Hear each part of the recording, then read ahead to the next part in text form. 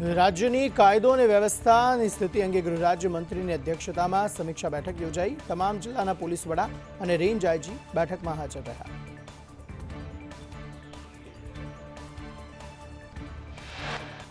રાજ્યની કાયદો અને વ્યવસ્થા મુદ્દે ગૃહ રાજ્યમંત્રીએ કહ્યું, ગુનેગારો સામે પોલીસ કડક પગલાં ભરશે। ઝડપથી ન્યાય અપાવવામાં ગુજરાત મોખરે। હર્ષ સંઘવીએ સુરત શહેરમાં ક્રાઇમની ઘટનાઓ અંગે કોંગ્રેસ પર આરોપ લગાવ્યા। કહ્યું, સુરતને બદનામ કરવાનું કોંગ્રેસનું મિશન। સરકારી આંકડા મુજબ સુરતમાં ગુનાખોરી ઓછી।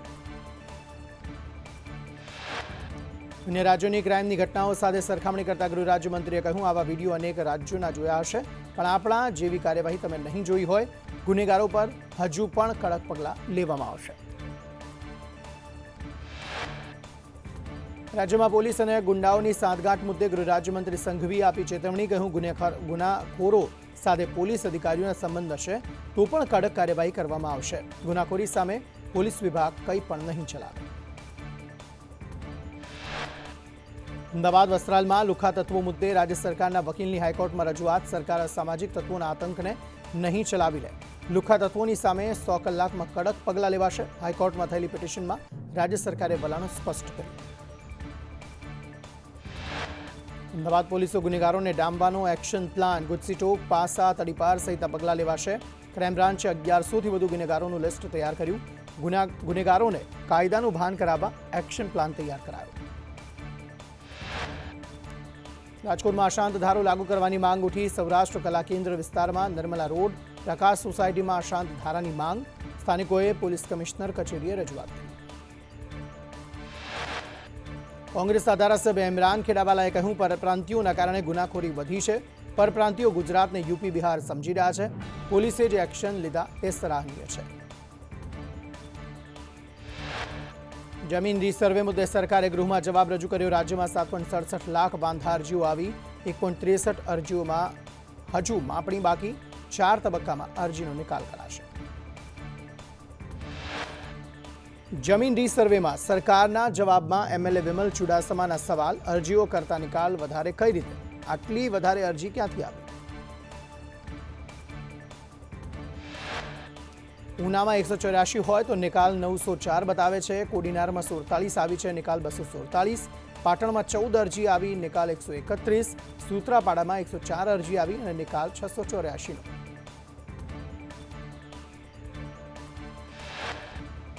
વિધાનસભામાં એટીએસની કામગીરીના આંકડા રજૂ કરાયા। દરિયાઈ પટ્ટીમાંથી 2 વર્ષની કામગીરીના આંકડા રજૂ કરાયા। વર્ષ 2023માં 422 કરોડનું 60.30 કિલો ડ્રગ્સ જપ્ત કરાયું। તો વર્ષ 2024માં 62.85 કરોડનું 173 કિલો ડ્રગ્સ જપ્ત કરાયું। એટીએસના ઓપરેશનમાં કુલ 6 વિદેશી નાગરિક ઝડપાયા। વિધાનસભા ગૃહમાં સુરત શહેર અને જિલ્લામાં ક્રાઇમ રેટના આંકડા રજૂ કરાયા। 2 વર્ષમાં સુરત શહેર જિલ્લામાં હત્યાના 266 કેસ, 2 વર્ષમાં દુષ્કર્મના 657 કેસ નોંધાયા। લખપતના પુનરાજપુરમાં જીએમડીસીના લેગ્નાઇટ પ્રોજેક્ટને લઈ સ્થાનિકોમાં રોષ। લેગ્નાઇટ પ્રોજેક્ટથી ગ્રામ પંચાયતની 300 એકર જમીનને નુકસાન થશે। ગુજરાત હાઈકોર્ટે સ્કૂલ સંચાલકોને લીધો ઉધડો। કહ્યું, કેવી રીતે તમે રાહત સમજી લોકોને મેસેજ કરી શકો? સંચાલકો કોર્ટના નિર્ણય પહેલા ખોટા મેસેજ ન કરે। 20 માર્ચે હાઈકોર્ટ વધુ સુનાવણી હાથ ધરશે। ખ્યાતિ હોસ્પિટલ કાંડના આરોપી રાજશ્રી કોઠારી હાઈકોર્ટના શરણે। રાજશ્રી કોઠારીએ હાઈકોર્ટમાં કાયમી જામીન અરજી કરી। આગામી દિવસોમાં હાઈકોર્ટમાં સુનાવણી હાથ ધરાશે। વડોદરાના કારેલીબાગ અકસ્માત બાદ વીએમસી જાગી। આમ્રપાલી કોમ્પ્લેક્સથી સંગમ સુધીના દબાણો દૂર કરવામાં આવ્યા।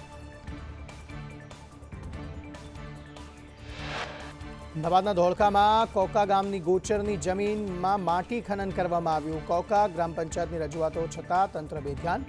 માટી ખનન કરનાર સામે પગલાં લેવા માંગણી કરવામાં આવી।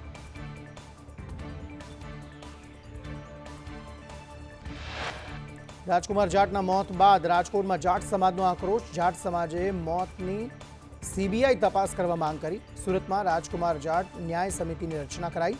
જાડેજાના પુત્ર ગણેશ ગોલ્ડન પર હત્યાનો ગંભીર આરોપ। વડોદરામાં રફતારના રાક્ષસ રક્ષિત સામે રોષ। એનએસયુઆઈ દ્વારા એમએસ યુનિવર્સિટીમાં વિરોધ પ્રદર્શન। રક્ષિત ચોરસિયાને યુનિવર્સિટીમાંથી ટર્મિનેટ કરવામાં આવ્યા। વિક્રમ ઠાકોર મુદ્દે એમએલએ ધવલસિંહ ઝાલાની પ્રતિક્રિયા, સમાજના કલાકારોને બોલાવવા સીએમ સાથે ચર્ચા કરીશું. વિક્રમ ઠાકોરની નારાજગી મુદ્દે કોંગ્રેસ એમએલએ અમૃતજી ઠાકોરનું નિવેદન, વિક્રમ ઠાકોરને ન બોલાવ્યા તેનું દુઃખ થયું, સરકારે આવું ન કરવું જોઈએ. વિક્રમ ઠાકોરના સમર્થનમાં આવ્યા એમએલએ કિરીટ પટેલ, કહ્યું કોઈ પણ કલાકાર સાથે આવું ન થવું જોઈએ, બાકી રહેલા કલાકારોને બોલાવવા જોઈએ. ગાંધીનગરમાં 20 માર્ચે આરોગ્ય કર્મચારીઓ ધામા નાખશે, ગ્રેડ પે, ટેકનિકલ અને ખાતાકીય પરીક્ષાને લઈ લડત, પડતર માંગણીને લઈ સીએમને રૂબરૂ આવેદનપત્ર પાઠવવામાં આવશે. મહીસાગરમાં આરોગ્ય કર્મચારીઓની માંગ ન સંતોષાતા હડતાલ પર ઉતર્યા, 400 કર્મચારીઓ હડતાલ પર ઉતરતા આરોગ્ય સેવા ખોરવાઈ, ખાતાકીય પરીક્ષા રદ કરવાની માંગ સાથે વિરોધ. સુરતમાં આરોગ્ય કર્મીઓની હડતાલને લઈ જિલ્લામાં આરોગ્ય સેવા પર અસર, ટેકનિકલ કેડરમાં સમાવેશ કરવા અને ગ્રેડ પે સહિતની માંગણી. નવસારીમાં 530 આરોગ્ય કર્મી અચોક્કસ મુદ્દતની હડતાલ પર, હડતાલને લઈ જિલ્લામાં આરોગ્ય સેવા પર અસર, ટેકનિકલ કેડરમાં સમાવેશ કરવા અને ગ્રેડ પે સહિતની માંગ કરવામાં આવી. અમદાવાદની ચાણક્યપુરી વિસ્તારની પ્રેસિડેન્ટ સાયન્સ કોલેજ વિવાદમાં આવી, છેડતીની ફરિયાદ કરનાર સામે કોલેજની ફરિયાદ, ફરિયાદી વિદ્યાર્થીનીને કોલેજમાંથી ટર્મિનેટ કરવામાં આવી. ભાવનગર મનપાએ અડચણરૂપ 811 મકાન પર ડેમોલેશનનું હાથ ધર્યું.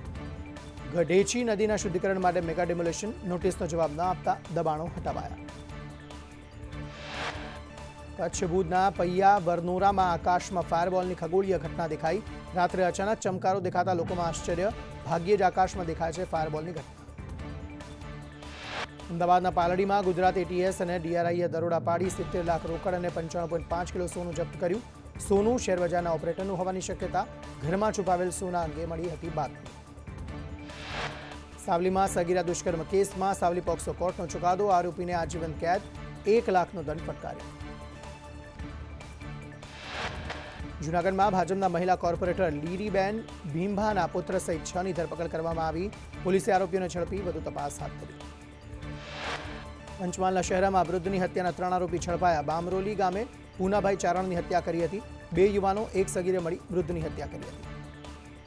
સુરતના ડિંડોલીમાં ઉમિયા માતા મંદિરે સીએમ ભૂપેન્દ્ર પટેલે દશાબ્દી મહોત્સવમાં હાજરી આપી, 3 દિવસ ઉમાપુરમ દશાબ્દી મહોત્સવ કાર્યક્રમ, મોટી સંખ્યામાં પાટીદાર સમાજના લોકો હાજર. દશાબ્દી મહોત્સવમાં કેબિનેટ મંત્રી બળવંતસિંહ રાજપૂત પણ હાજર રહ્યા, પૂર્વ મંત્રી રજની પટેલ પણ કાર્યક્રમમાં હાજર. વિધાનસભા ગૃહમાં આદિજાતિ વિસ્તારમાં ટીડીઓની ખાલી જગ્યાને લઈ સરકારનો જવાબ, છોટાઉદેપુરના કવાંટમાં ટીડીઓની જગ્યા 2023થી ખાલી, ધારાસભ્ય જયંતિ રાઠવાના સવાલમાં સરકારનો જવાબ. વિધાનસભા ગૃહમાં મેટ્રો જમીન સંપાદનના આંકડા રજૂ કરાયા, ખાનગી જમીન સંપાદનનો ખર્ચ 221 કરોડ થયો, અમદાવાદમાં 3 હેક્ટરથી વધુ ખાનગી જમીનનું સંપાદન થયું, ખાનગી જમીન માટે ₹221.33 કરોડની ચૂકવણી કરાઈ. પરપ્રાંતિયો મુદ્દે કોંગ્રેસના ધારાસભ્ય શૈલેષ પરમારે કર્યા પ્રહાર, ભાજપ સરકારની નિષ્ફળતા છે, ભાજપ દોષનો ટોપલો પરપ્રાંતિયો પર ઢોળે છે, ગુજરાતમાં રહેનાર તમામ લોકો ગુજરાતીઓ. બાપુનગરના ધારાસભ્ય દિનેશ કુશવાહાએ કહ્યું, ભાજપ સરકાર સબકા સાથ સબકા વિકાસથી ચાલે છે, વસ્ત્રાલમાં અસામાજિક તત્વો સામે કડક કાર્યવાહી કરવામાં આવી છે. પરપ્રાંતીય મુદ્દે એમએલએ અમૂલ ભટ્ટનું નિવેદન, કહ્યું પોલીસની કામગીરી સરાહનીય. અમૂલ ભટ્ટે વધુમાં કહ્યું, કેટલાક વિસ્તારોમાં ગુનામાં પરપ્રાંતીય સવિશેષ હોય છે. પરપ્રાંતીય ગુનાખોરી મુદ્દે ભાજપ નેતા અમૃત્યાનું નિવેદન, બહારના રાજ્યોના લોકો જ્યાં વસવાટ કરે છે ત્યાં નાની મોટી ઘટનાઓ વધુ બને છે.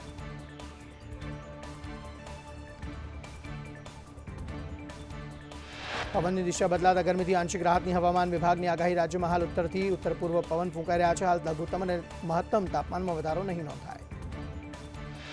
દક્ષિણ ગુજરાત દરિયાકાંઠાના વિસ્તારમાં ગરમ પવન ફૂંકાશે, અમદાવાદમાં મહત્તમ 38, લઘુત્તમ 28 ડિગ્રી તાપમાન રહેશે.